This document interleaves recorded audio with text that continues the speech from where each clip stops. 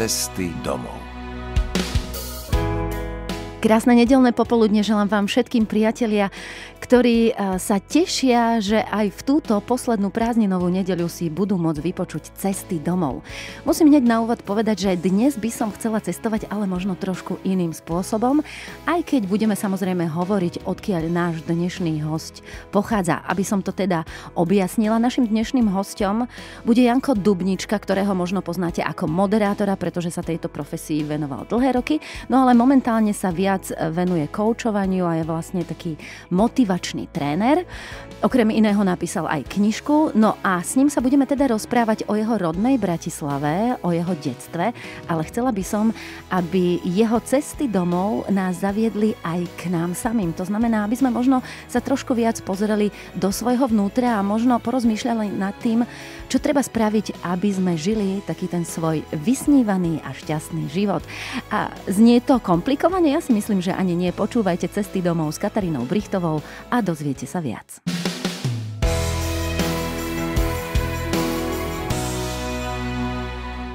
Janko Dubnička, tak ako som ho avizovala, už sedí tu v dobrej nálade. Zdá sa, že aj v dobrej kondícii. Ahoj, vitaj. Ahoj, ďakujem pekne popoludne všetkým poslucháčom. Srší z teba energia, si dobré. Usmievavý a v dobrej nálade. A ja ťa takto poznám. Aha. Pomohlo ti, alebo zmenil si sa za posledných 10 rokov veľmi? Za 10 určite. Keby si sa ma spýtala, ako to vyzeralo pred 5 rokmi, tak ti poviem, že asi podobne. Áno. Ale pred tými 10 rokmi to bolo pre mňa také, ja to nazývam, že obdobie tvrdého pristátia. To bolo obdobie, kedy sa mne všetko skončilo v médiách. Skončilo sa všetko, kde som vôbec niečo robil. A ja som ostal, hovorí sa tomu, že na ulici, ale iba tak obrazne na ulici.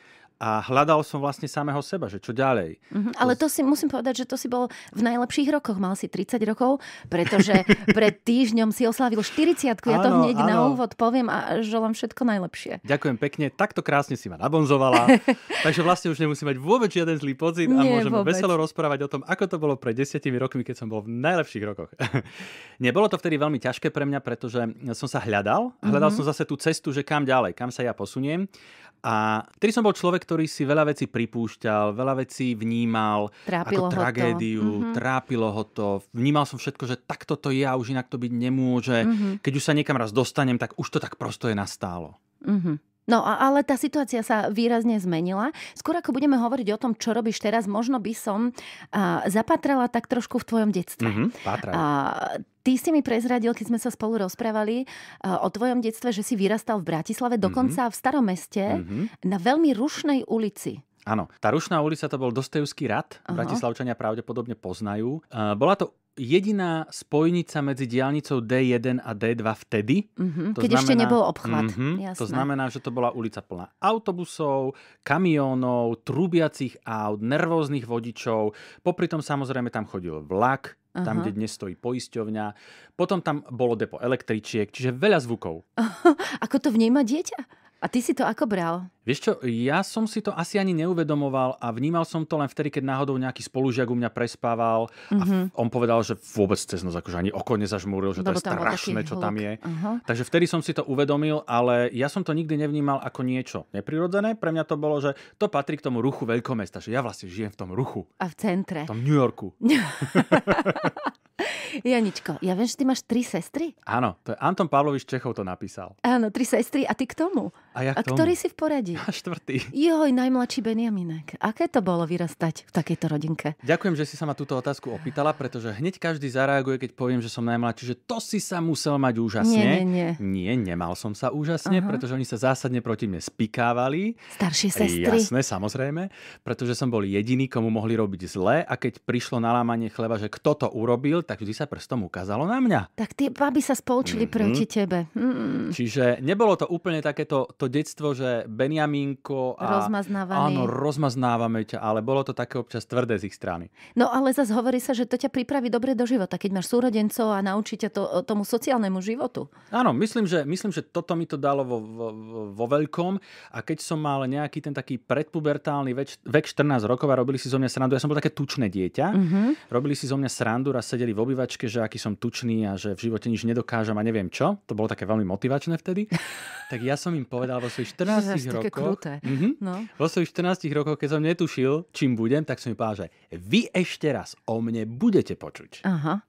tak sa stalo. Tak a boli potom tie sestry na teba hrdé a sú na teba hrdé? Jasné, dnes to je Všetko úplne sa to iné. otočilo, hej, že jasné, však decka si robia takto všelijako srandu zo seba.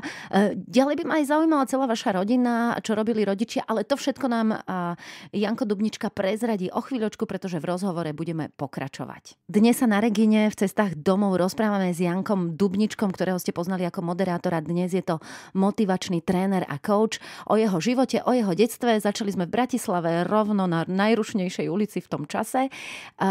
Aká ste vy boli rodina? Ako to u vás doma vyzeralo? Predpokladám, že dosť taká hlučno-talianská? Nás bolo veľa, hej, pretože sme bývali otec, mama, 4 súrodenci a babka.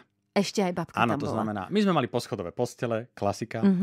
Boli sme rozplížení po tom byte, že nás bolo veľa a všade bol hluk nejaký, takže správne si povedala talianská rodina. U nás teda taniere nelietali, ale občas lietala nejaká tá facka, občas lietalo nejaké pozadku. Ale samozrejme vždy lietalo to, že niekto vrieskal, kričal, niečo chcel a keď to nedostal, tak sa hádzal o zem. Väčšinou som to bol ja. Keďže som bol najmladší, tak som mal pocit, že ja by som mal dostať všetko. A moja mama tak rada spomína na to, že som bol hrozne trucovité dieťa. Ty si aké znamenie? Lev? Si myslela, čo? No tvrdohlavý, hej. Aha. Jasné. Takže ja som si vždy išiel za svojím, to mi ostalo dodnes, ale dnes už to nerobím tak, že si búcham čelo o zem a hádžem sa o zem, ale vtedy som to tak teda robil. Pomohlo ti to znamenie, alebo to, že si taký, že ideš si za svojím v živote? Alebo naopak aj veľakrát si narazil kvôli tomu? Neviem, či to bolo znamením, ale každopádne mám jednu a dovolím si tvrdiť, že jednu z najdôležitejších vlastností pre prežitie, a to je odvaha, tá mi nechýba, a vytrvalosť. To znamená, ja keď si niečo poviem, že chcem, tak za tým naozaj idem. A keby to tak nebolo, tak možno oveľa ťažšie sa vyhrabem z takých tých vecí životných, ktoré sa človeku stanú, kedy sa naopak opustí, tak ja som sa vtedy naopak štartoval. Že ťa to motivuje, hej? Čo ťa nezabije, to ťa posilní. Áno. Aha. A bol si už taký ako dieťa? To znamená, že vedel si, čo chceš, alebo o čom si sníval ako dieťa? No, opäť použijem slova mojich rodičov, ktorí hovorili, že ja som bol ten, ktorý nikdy nevedel, čo chcel, nikdy pri ničom dlho nevydržal.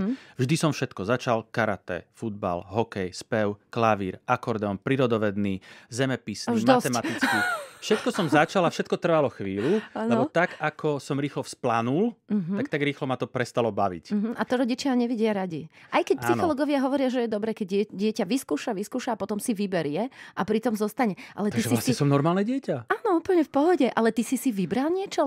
Ale ten spev alebo hudba, to bolo pre teba dôležité. Áno, tam je pravdou to, že ja som od 6 rokov spieval súbory, potom ľudová škola umenia a tak ďalej. A to mala byť vlastne moja cesta. Jedného dňa som sa rozhodol, že toto nebude moja cesta a išiel som cestou moderovania. Takže to bolo také zaujímavé, že zrazu. To bolo naozaj zrazu a bolo to tak, že som stál pri klavíri, chodil som na hodiny spevu k bývalej hviezde Slovenského národného divadla Magdaléne Blahušiakovej. Chcel si byť operný spevák. Áno, ja som v tom mal úplne jasno. A zrazu som stál opretý pri klavíri, ona mi niečo hovorila a ja som dostal úplné zatmenie.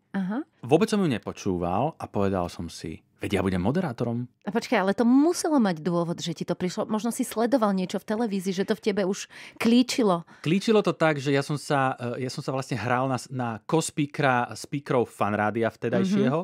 To znamená, že oni niečo povedali a ja som sa zahral na co-speakera, ktorý by to veľmi rýchlo nejakým spôsobom okomentoval alebo nejako by zareagoval. Vlastne. Áno. Takže ja som sa takto vlastne hecoval, že toto by som dokázal robiť. A keďže ja som bol také dieťa, ktoré vždy týralo svojich rodičov tým, že im pripravovalo program a museli sedieť a hodinu sledovať, čo som si pre nich pripravil. Takže vlastne ono to už tam celé začalo. Jasné, čiže si sa trošičku tak predvádzal. Troška som bol taký exhibicionista, áno. Od malička. Tam to začalo. Ináč, tento vstup sme začali tým, aká bola rodina vaša. A čo robili rodičia, alebo čo robia rodičia Moji rodičia obidvaja pracovali v Slovenskej akadémii vied. Aj môj otec. Vážne? Môj otec na Filozofickom ústave, plus učil na vysokých školách a tak ďalej. Áno. A moja mama zase na ústave slovenskej a svetovej literatúry.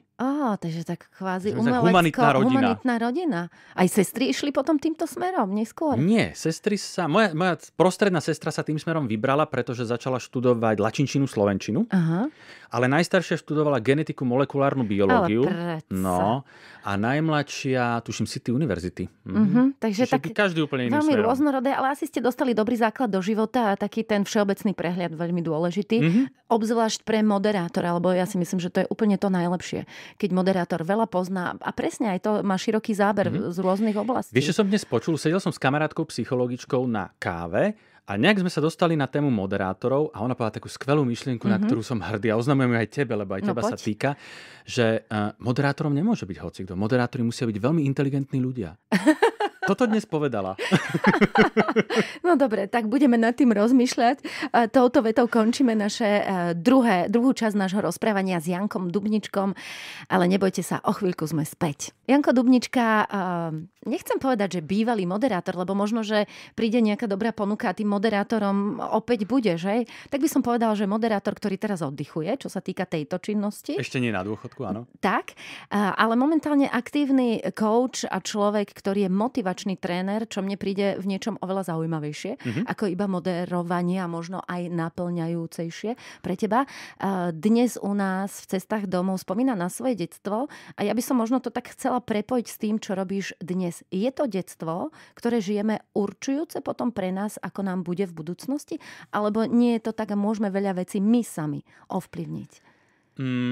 Hovorí sa, alebo teda základ je ten, že veľa vecí v tom detstve vzniká. Pretože si v nejakom prostredí, máš nejaké vzory, sleduješ nejaké prejavy, nejaké spôsoby správania, formuješ si to, čo je dobré, čo je zlé.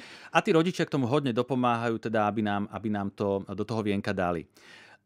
Druhá vec je, do akej miery s tým dokážeš robiť v dospelosti. To znamená, či ti ostane tá fixácia na to, čo ťa niekto naučil, čo ti niekto vštepil, čo ti niekto ako keby dal a do akej miery sa dokážeš tomu vzoprieť a urobiť to tak, ako to chceš ty.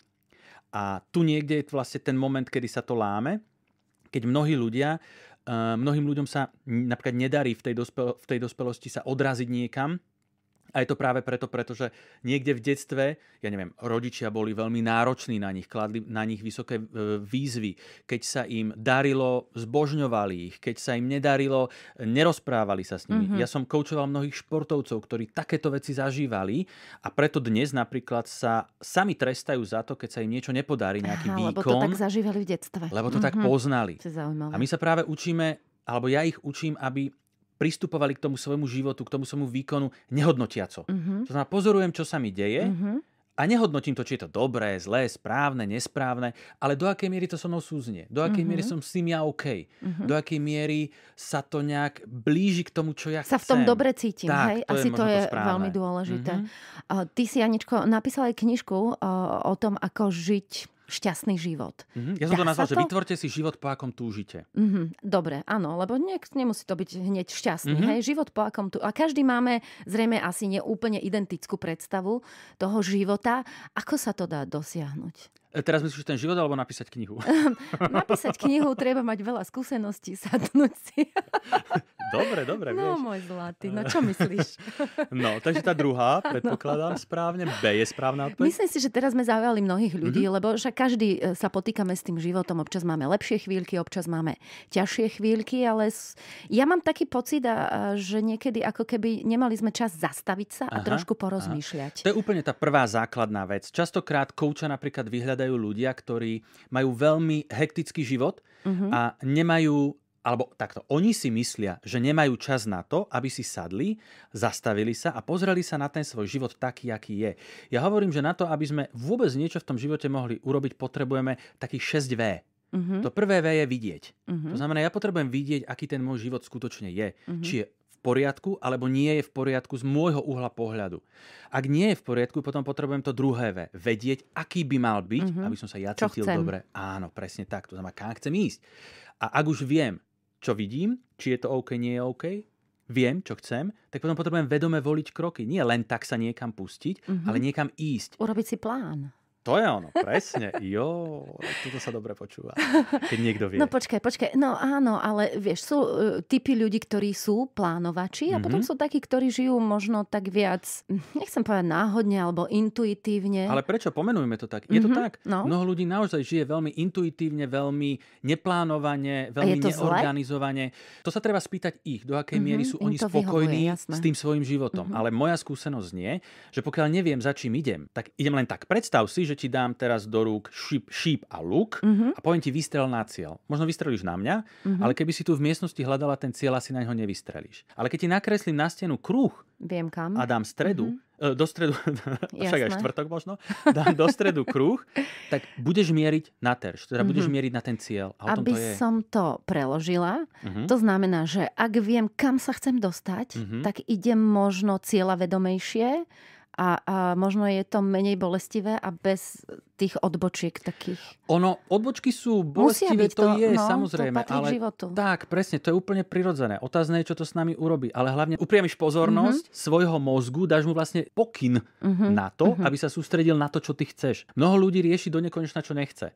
A potom im dáte úplne jednoduchú otázku, že a čo teda chceš? A nevie na to odpovedať. Lebo sú stále v zajati takých tých negatívnych myšlienok. A to je ďalšia vec, pozitívne myslenie, ktoré si rozoberieme o chvíľočku s Jankom Dubničkom, ktorý stále ostáva u nás na rádiu Regina. Janko Dubnička je dnes motivačný tréner a coach, čo je veľmi zaujímavá práca. A myslím si, že mnohí z nás by možno urobili dobre, keby sa na chvíľočku zastavili a tak porozmýšľali nad svojim životom. A my sme načali jednu veľmi zaujímavú tému. Častokrát sa zvykneme sťažovať a hodnotiť, že čo je zlé na našom živote, čo sa nám nepodarilo. A veľakrát sa zbytočne tak ako dokola v kruhu vraciame k veciam, ktoré už nemôžeme zmeniť. Asi je veľmi dôležité nasmerovať sa opačne. V prvom rade, to, čo si povedala, je veľká pravda a je to o zameraní pozornosti. Kam zameriame pozornosť, toho viac vidíme. Takže ak ja sa ráno zobudím a poviem, že tento deň bude otrasný, tak on taký bude. Ale nie preto, že by taký reálne bol. Ale preto, že ja som vyslal pokyn mozgu, aby sledoval iba tie veci, ktoré sú zlé. Funguje to aj opačne. Ak sa ráno zobudím a poviem, dnes bude úžasný deň, tak budem zameraný na to, čo je v ňom to príjemné. To neznamená, že v ňom nebudú tie nepríjemné veci. Ale ja sa budem zameriavať na tie, ktoré sú dobré. Takže kam tým mierim je to, že je oveľa ťažšie zamerať sa na to, čo chcem, aby to bolo, aké by to bolo, ako na to, že sa budem sťažovať a ako keby rýpať v tom, čo je emočne silnejšie. Preto je to také zaujímavé pre nás a pre ten náš mozog, lebo má to silný náboj, vytvára to silnú emóciu. To negatívne vždy vytvára silnejšiu emóciu. To je zaujímavé. Takže preto to tak je.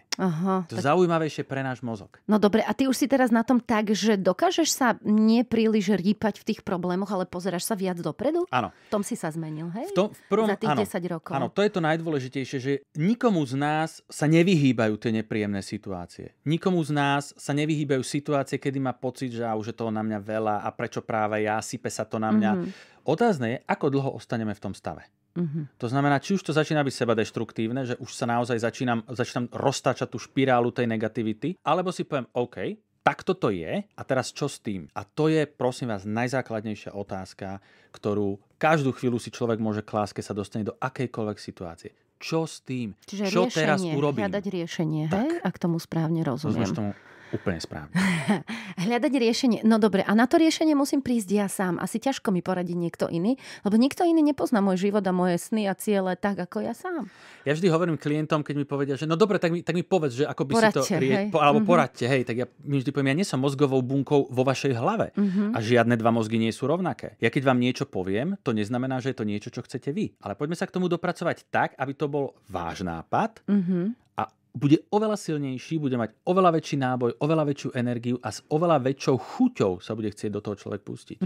Čiže to koučovanie je vlastne o nejakom takom počúvaní a možno kladení správnych otázok, nasmerovaní toho človeka? Je to o tom, že snažíš sa tomu človeku ukázať to, čo rieši z rôznych uhlov pohľadu a vidieť to z tej stránky tých možností.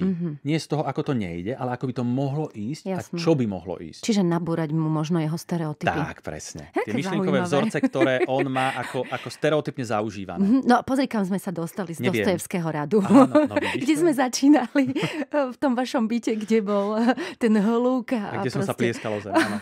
Takže už sa o zem neplískaš. Nie. Vidíš, to je zaujímavé, že vlastne všetci máme túto možnosť pracovať na sebe a snažiť sa o nejaký taký ten rast, o nejakú zmenu vo svojom živote, len niekto má z toho strach väčší, niekto menší. A to je ďalšia zaujímavá téma, o ktorej s Jankom Dubničkom budeme rozprávať o chvíľočku. Janko Dubnička je rodák z Bratislavy, zo Starého Mesta, moderátor dnes hlavne, motivačný coach a veľmi zaujímavo nám rozpráva možno o veciach, o ktorých toľko nerozprávame, o našich vnútorných pocitoch, o našich túžbách, ale aj o našich strachoch, ktoré nás častokrát vedia až ochromiť. A určite to poznáme všetci, že zrazu nie sme schopní jasne rozmýšľať, nie sme schopní konať. A čo nám vtedy môže pomôcť? Alebo čo s tými našimi strachmi, Janko? V prvom rade chcem povedať jednu vec, že všetci máme strach. Že to nie je o tom, že je skupinka vyvolených, ktorá strach nemá. Všetci ho máme. Otázne je, čo s ním urobíme. Na to, aby sme vôbec s tým strachom niečo dokázali urobiť, tak zase musíme si ho uvedomiť. Možno aj identifikovať, že čoho sa bojíme. Čoho sa vlastne bojím. Častokrát klientom, keď mi povedia, že ja mám strach sa do toho pustiť, čo ak zlyhám? A ja sa vždy spýtam, čo najhoršie sa môže stať? A vlastne vtedy dokážeme zidentifikovať, že ani to najhoršie nie je také hrozné vôbec. A že veľa vecí, ktoré my si myslíme, že sa stanú, sa vôbec ani nestanú. My sme takí tí predpovedatelia, lebo mozog je predpovedač. To znamená, predpovedá, ako sa bude vyvíjať situácia. Čiže my si predstavujeme skôr to zlé, to, čo sa nepodarí. Zas to má emočnú hodnotu. Bože, no, je to takže tak? musíme si len to pozitívne predstavovať. Nejde o pozitívne. Ide o to, že predstavovať si to, čo skutočne chcem. To znamená, že chcem niečo získať, alebo nechcem niečo stratiť. Čiže otázka znie, že čo ja vlastne chcem. Mohol by sa zaoberať tým, čo nechce. OK. A keď už vlastne viem, čo chcem, dobre, mám nejakú víziu, mám nejaký sen, ale tá je veľká. Musím potom, aby som sa k tomu dostal, musím robiť nejaké asi čiastkové kroky, hej? To je asi... A to je vlastne to, čo si ty nazvala tým plánom, že ľudia síce neradi plánujú, ale zase, keď je niečo veľmi ďaleko, tak aká je šanca, že mi tá motivácia vydrží dlho? Zoberme si novoročné predsavzatia. Začnem konečne na sebe makať, schudnem, začnem chodiť do fitka. Alebo teraz od septembra. Doteraz som veľa jedla, bolo leto, prázdniny a teraz začnem chudnúť. No a prejde mesiac a fitka sú prázdne. A zase sú tam tí istí ľudia, ktorí tam boli aj dovtedy. To znamená, tí ľudia ako keby stratia to najdôležitejšie a to je ten zmysel toho, prečo to robia. Lebo ja môžem vidieť, vedieť, vedome voliť, ja môžem všetko, nemusím mať strach, môžem mať vytrvalosť, môžem sa do toho pustiť s najväčšou vervou, ale otázka znie, prečo to vlastne robím. Aký to má zmysel pre mňa? Ako to súvisí so mnou, s celým tým môjim životom? Keď sa na to pozriem, si predstav, že letíš v balóne a pozrieš sa na ten svoj život a zase aký to má zmysel, že toto ja idem robiť. Má to vôbec nejaký zmysel pre mňa? Počkaj, to je trošku také aj desivé teraz, lebo keď si to niekto tak ako sa nad tým zamyslí, tak možno zistí, že vlastne že niečo mu tam chýba v tom živote. A to je skvelý začiatok toho, keď viem, že mi niečo chýba, čo to je a čo čiže nezlaknúť sa tej situácie, ale rozmýšľať, že čím to môžem zaplniť tam, tie prázdne polička. Už to predstavujem. No výborne. Takže už sadíš kaleráby, kretličku. Nájsť si, a zrejme asi je dôležité nájsť, alebo rozmýšľať nad tým, čo nás robí šťastnými a nájsť si to, kedy sa cítime dobre. To je asi to najjednoduchšie znamenie toho, že niečo je v poriadku. Že sa cítim dobre, som v poriadku, som OK, som spokojný. Nehovorím o šťastí, lebo veľmi veľa ľudí hovorí, že chcem byť šťastný a potom sa spýtate, ale čo je pre teba to šťastie? Veď to sú momenty. Nedá sa byť 24 hodín, 7 dní v týždni šťastný. To sú okamihy. Ale spokojná môžeš byť. Spokojná a vyrovnaná. To je asi to, čo chceme v živote. Áno. No to je hrozne všeobecné. Je, ale každý si pod tým musí nájsť to svoje. Ja som raz dostal otázku, že čo je to pre mňa tá spokojnosť? A ja som na to našiel tú svoju odpoveď. Pre mňa je to taký vnútorný mier. Byť zmierený sám so sebou, s okolím, s tým, ako sa veci majú, ako sa dejú a tak ďalej. Je to strašne ťažké. Áno, a máš to teda teraz už? Blížim sa k tomu. Lebo keby si to už mal, tak to už by si v podstate nič nemusel robiť, len by si udržiaval stav a to zase tiež nie je dobré. To by som sa nudil. Áno, jasné. Myslíš si, že koučovanie môže pomôcť každému? Koučovanie môže pomôcť každému, kto chce niečo zmeniť. tomu, kto nechce, nepomôže. Ja som mal taký prípad klientky, ktorá síce tvrdila, že chce, ale v konečnom dôsledku sme vlastne objavili to, že ona nechce a že vyhovuje jej to, čo je, len potrebuje sa ako keby na to sťažovať. A vyrozprávať sa. Ale vôbec nebolo o tom, že by nejakú zmenu chcela. No tak potom možno bola spokojná v tom živote viac menej. Aj keď to tak teda nedefinovala. Dobre, toľko o koučovaní. Janko Dubnička, verím, že ešte máme trošku času, že nám ešte viac povie o Bratislave, lebo tu sme trošku nechali bokom. A Janičko, porozmýšľaj, ktoré miesta máš rád. Možno aj miesta, kde môžeme nájsť taký pokoj, vnútorný pokoj, rovnováhu, alebo potom miesta zase, ktoré sú ti blízke, lebo tam je zaujímavá energia. Takže to všetko nám Janko Dubnička povie o chvíľu. V tejto chvíli by sme chceli s Jankom Dubničkom vás pozvať na takú osobnú návštevu Bratislavy, pretože budeme hovoriť o jeho miestach, ktoré má v tomto meste rád. A ja som sama zvedavá, že čo to bude, Janko?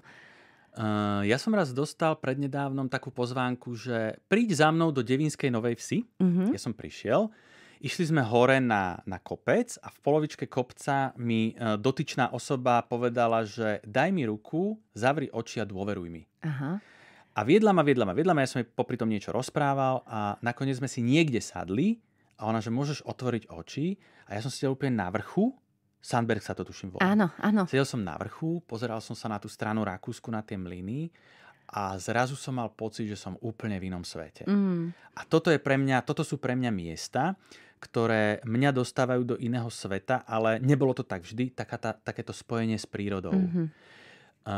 Pri behu. Napríklad ja sa dostávam absolútne do iného sveta. Medituješ možno. A dostávam sa do takého flow. Áno. Ale miesta konkrétne, to znamená, ktoré sa mne páčia, ja mám rád samozrejme centrum, ja mám rád historické veci, takže čokoľvek, čo sa nachádza v centre Bratislavy, je pre mňa krásne. A Bratislava je síce malinké mesto a to centrum je mega malinké, ale je nádherné. No, toto rada počujem, keď niekto, kto je z Bratislavy, tak to pekne o nej rozpráva. Ale keď sa ešte vrátime k tvojmu detstvu, ty si chodieval na prázdniny k starým rodičom? Samozrejme, ja som mal na dedine. Ako sa to volalo? Na Považie, do Slávnice. A Slávnica je niekde za Trenčínom smerom k Považskej Bystri. Áno, to je s Dĺžňom? Slávnica, áno. lebo to som nikdy predtým nepočula. Tam je letisko, tam sa robia letecké dni. Taká malinká dedinka, odkiaľ pochádza môj otec. Áno. A z 10 detí. Ja ako môj otec, tiež ste si. Áno. A vidíš, že skončili v Slovenskej akadémii. Však ale to bolo dobré. Spojenie. No a tam je to nádherné. Aj teraz som bol prednedávno, moja sestra tam žije, čo je paradox, že žije sa tam vrátila? Že žije v tej istej dedine, kde sa narodila, žil môj otec. To je pekné. A bol som behať pri váhu na Hrádzi a to bol teda neuveriteľný zážitok pre mňa. To je takéto, zase to spojenie s tou prírodou, s takým tým tichom, s tým ničím. A to je aj taký návrat k tým koreňom, lebo toto si nesieme v sebe, že odkiaľ sú tí naši rodičia, predkovia. A čo je v Slávnici zaujímavé ešte? To je malá dedinka? Koľko to má ľudí? Pekná krčma je na rohu. Je to veľmi malá dedina. Myslím, že to má 500 obyvateľov. Áno. A najznámejšie je teda letiskom a tým, že sa tam robia letecké dni. Jasné. Slávnicu pozná každý, kto chce robiť paragliding, kto chce robiť zoskoky. Jasné, čiže takéto veci sa tam robia. A áno. čo si ty tam robil, keď si bol takým tým šracom? Čo ste? Hrábali seno? No tým, že my sme mali vlastne, babka mala s detkom všetko. Mali koňa, kravy, sliepky, kačky, prasce, jedno s druhým, tak tam stále bolo čo robiť. Obrovská záhrada samozrejme. Takže keď sa nekosilo, tak sa zberalo, keď sa nezberalo, tak sa odvážalo, tak sa v záhrade robilo, slivky sa zbierali, slivovica sa pálila. Všetko. Aha. A na koňoch ste jazdili? No, to bola kobila, ktorá nezniesla nikoho na sebe, keďže to bol ťažný kôň, takže jazdili sme na voze. Dobre som vysklonal? Na voze? Na voze. Áno. A bolo to krásne detstvo, určite nádherné prázdniny, lebo keď vieš 4 decká plus ešte, ak tam boli nejaké sesternice a bratranci. Nás bolo milión, keď sme sa zišli. To muselo byť úžasné. To bolo, ja si na letá u babky si spomínam fakt, že rád. A máš čas sa tam občas vrátiť? No vraciam sa tam ku sestre, babka s detkom už nežijú, takže v tom dome už bývajú vlastne deti, ich deti. A vraciam sa tam iba teda tým pádom v spomienkach, alebo teda virtuálne, keď som u sestry a idem okolo napríklad, tak Jasné. veľmi veľa spomienok mi prichádza na Ale ako do dediny, do Slávnice tam sa vraciam. chodievaš, hej. Tak to pomyselne pozdravujeme túto dedinku tvojho detstva. Vidíš, skončili sme vlastne tak, ako vždy končíme naše rozprávania, aj keď musím povedať, že tento rozhovor bol trošku iný, ale myslím si, že možno práve v tomto období, keď pomaly končia tie prázdniny, je celkom príjemné sa na chvíľočku zamyslieť a aj keď niekedy to boli. Tie otázky, ktoré si človek kladie a keď si tak ako začne trošku možno rekapitulovať ten svoj život, nevždy je to príjemné. Aká bola tvoja rekapitulácia tej 40-ky? Ja sa priznám, že ja som sa toho veku hodne bál. Fakt? Áno, tak nevedel som si predstaviť, že čo bude ďalej? Čo bude ďalej, keďže my sme rovesníci, tak no bolo to ťažké, ale každý ten vek má niečo svoje. Jasné. A ja som si povedal jednu takú zásadnú vec, že zase som o 10 rokov skúsenejší. No to. A tie skúsenosti prinášajú práve ten vnútorný mier. Čím viac tých skúseností človek má, tým viac pochopí, že čo je v tom živote pre neho dôležité. A nerobí si starosti z blbosti. Tak. Janko, bolo to veľmi príjemné rozprávanie. Ďakujem za pozvanie. Ja sa veľmi teším, že sme tu mohli byť, že sme mohli porozprávať o všetkých tých veciach, ktoré sme dnes s Jankom povedali. Takže želám ti všetko dobré a nech sa ti aj tvoje sny a túžby splnia. Ďakujem pekne a ja želám poslucháčom hlavne veľa odvahy, aby si dávali pekné výzvy, pekné ciele a veľa odvahy na prekonávanie prekážok, ktoré v tom živote budú stretávať. Tak, pekne si to povedal. Ja som si povedala, že teda po tomto rozhovore jednak dočítam tvoju knižku a stanovím si tie ciele. Super. Takže želám veľa odvahy aj ja vám, priatelia. Ďakujem veľmi pekne za pozornosť. No a budem sa tešiť, aj keď aj po prázdninách na budúcu nedeľu budete počúvať Cesty domov s Katarínou Brichtovou. Všetko dobré, dovidenia.